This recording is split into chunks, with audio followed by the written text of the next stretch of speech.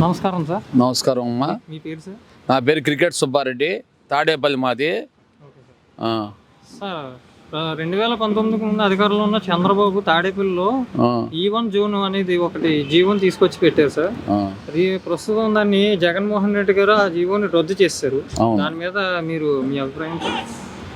ఆ జోన్ ఎందుకు పెట్టారంటే ఆ రోజున తన జేబేరి సమస్య అంటే మీకు తెలుసు కాబట్టి మురళీమోహన్ అన్నమాట. మురళీమోహన్ భీమాన ఊరు చంద్రబాబుని అనమాట. అతని కొడుకు కోసం ఆ జేబేరిలో ఫ్లాట్లు అమ్ముకోవడానికి మా తాడేపల్లి పొలం E1 జోన్ కింద పెట్టారు. E1 జోన్ కింద పెట్టి మా వాళ్ళు అల్లాడిపోయారు పాపం. ఆ రోజు ఎకరం 15 కోట్ల రూపాయల పొలాన్ని తీసుకొచ్చేసేసి ఇవాళ 5-6 కోట్ల రూపాయలు తీసుకొచ్చాడు ఆ పొలాన్ని. ఇవాళ చంద్రబాబు నాయుడు మాట అతను మటు జేబేరిలో ఫ్లాట్లు అమ్ముకొని హ్యాపీగా ఉన్నాడు అతను.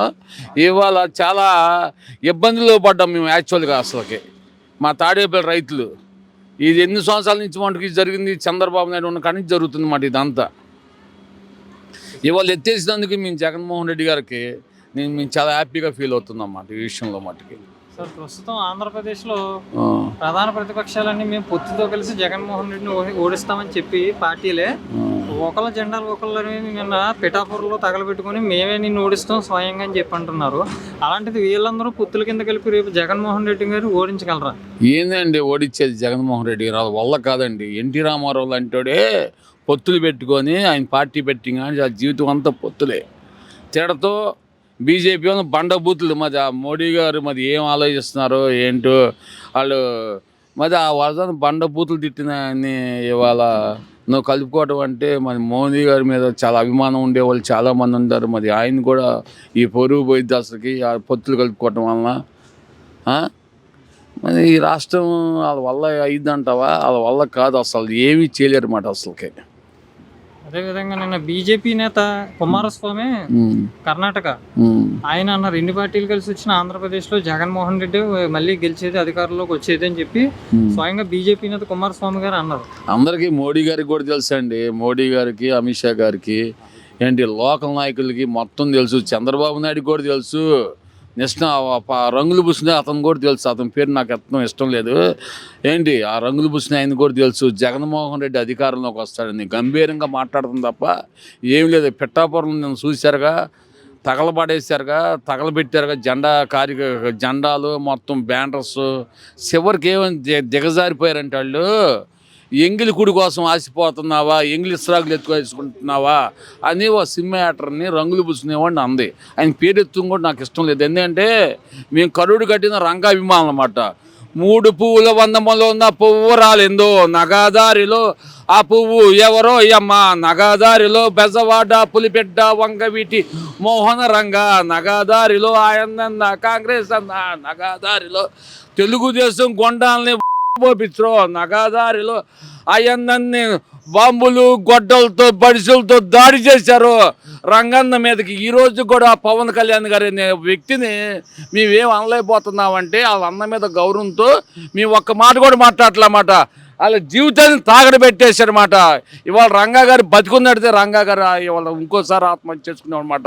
ఈ రంగులు పూసుకునేవాడు తన స్వార్థం కోసం, తన డబ్బుల కోసం ఇవాళ ముస్లిమ్స్ కానీ ఎస్టీ వాళ్ళు కానీ అన్ని కులం వాళ్ళు ఏ కులమైన సినిమా చూడట్లా. డబ్బులు ఎట్లా సంపాదించుకోవాలంటే ఈ రాజకీయాల్లోకి వచ్చేట బ్లాక్మెయిల్ చేసేసి చంద్రబాబు నాయుడు బ్లాక్మెయిల్ చేసి రాజకీయాల్లో డబ్బులు సంపాదించుకోవడానికి వచ్చారు. కాబట్టి అతని వల్ల ఏమీ కాదు. అతను ఏమి ఇంకా జగన్మోహన్ రెడ్డి గారి చొక్కా కూడా టచ్ చేయలేదు అతను.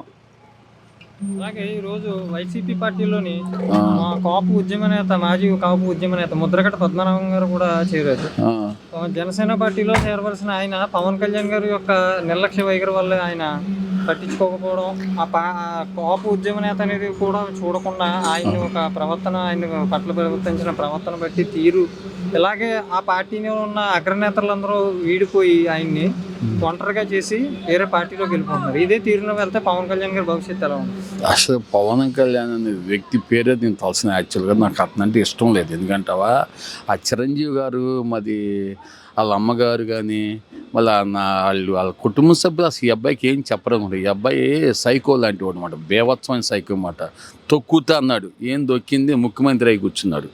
ఇంకోసారి తొక్కుతా అంటున్నాడు అనమాట. ఈసారి అంతకన్నా ఎక్కువ సీట్లతో వచ్చి జగన్మోహన్ రెడ్డి సీఎం అవుతుందన్నమాట.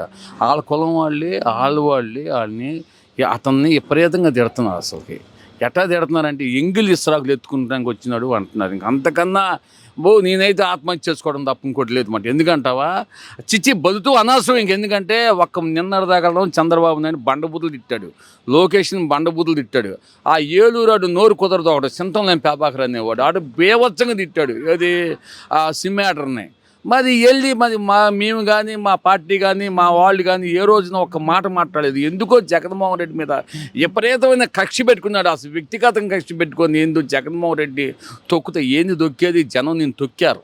భీమవరంలో దొక్కారు, వైజాగ్ గాజువాకలో దొక్కారు, ఇప్పుడు అమరాపురంలో ఇంగ్లీష్ రాగలు ఎదుర్కొనేవాడు అన్నారన్నమాట. నీ జీవితం అది, నీ బతుకు అది. నువ్వు అసలు రాజకీయాలకు పనికి రావు, సినిమాలు పని చేయవు. సినిమాలు ఉంటే దర్శకత్వాలని నిర్మాతలను తిడతావు. ఏదో ఆ చిరంజీవి అనే పేరు మీద నువ్వు కొట్టుకురావడమే కానీ నా పేరు పక్కన తీసుకొని పేరు పక్కన పెట్టుకొని నువ్వు సినిమాలు నీ సినిమాలు చూసేవాళ్ళు లేడు. వాళ్ళు ఏ కులం చూడట్లేదు నీ సినిమాలు. ఇంత రోతోడు అని అర్థమైపోయింది జనానికి. అసలు నీ మాట ఎవడు నమ్మట్లేదు అసలు.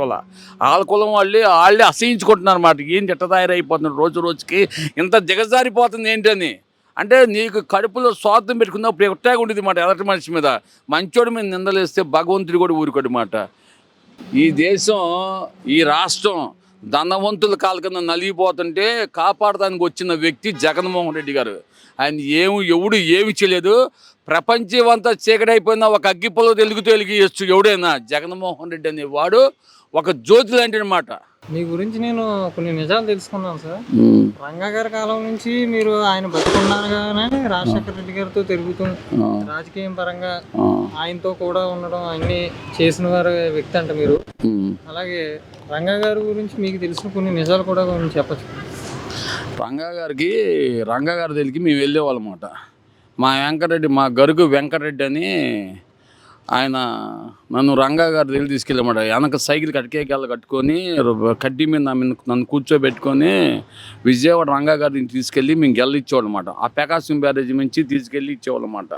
రంగా గారికి పర్సనల్ డ్రైవర్ తిరుపతి రెడ్డి అన్నమాట. మా ఇంటి పేరు అమ్మని ఇచ్చామాట. మాకు అట్టా పరిచయం రంగా గారితో నేను తిరిగాను. మల్లె పువ్వు తెలుపు, గులాబీ పువ్వు ఎరుపు అని రంగా గారికి స్వాకన్స్ ఇచ్చేవాళ్ళం. మందార పూలు ఇసిరేసేవాళ్ళం రంగా గారికి. రంగా గారు అంటే ఈ శరీరం, రంగా గారి అభిమానం. మేము రాజశేఖర రెడ్డి గారి అభిమానం అన్నమాట. నరి రోడ్డు మీద తెల్లారగట్ట 3ంటికి నరికేశారన్నమాట తెలుగుదేశం వాళ్ళు మాట. ఆ రోజు ఎన్టీ రామారావు గవర్నమెంట్ కోడెల శివప్రసాద్ ఉన్నారు. ఆ రోజున చలసాని పండు అనేవాడు పొగబాంబులు వేసి నడి రోడ్డు మీద నరికేస్తారు రంగా గారిని.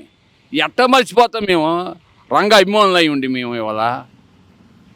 అసలు ఉడికిపోతుంది అసలుకి. మాకు ఈ రోజు కూడా మర్చిపోలేము. మరి మా పేరెంట్స్ మా పిల్లలు కూడా చెబుతున్నాం, వంగవీటి మోహనంగాన్ని ఎవరు చంపేశారా నాయన అంటే తెలుగుదేశం పార్టీ చంపేసింది. ఆ రోజున రామారావు విజయవాడ వచ్చి రత్నంకుమారి ఇంటికి వస్తే డోర్ వేసేసింది. రత్నంకుమారి నువ్వేరా నా మొగుడిని చంపేశావు, నువ్వు ఏ మొహం పెట్టుకుని వచ్చావురా నువ్వు ఈ విజయవాడ అని చెప్పి రత్నంకుమారి డోర్ వేసింది. మరి నేను రెడ్డిగా పుట్టా, నేను నాయుడుగా పుట్టినట్టయితే ఇవాళ నేను 10 మంది ఎమ్మెల్యేలు గెలిపించుకునేవాడిని. నేను రంగా గారికి పాలాభిషేకం చేసి రంగా గారికి దండం పెట్టుకొని రంగా గారు అంటే ప్రాణం ఇచ్చేవాళ్ళం మేము.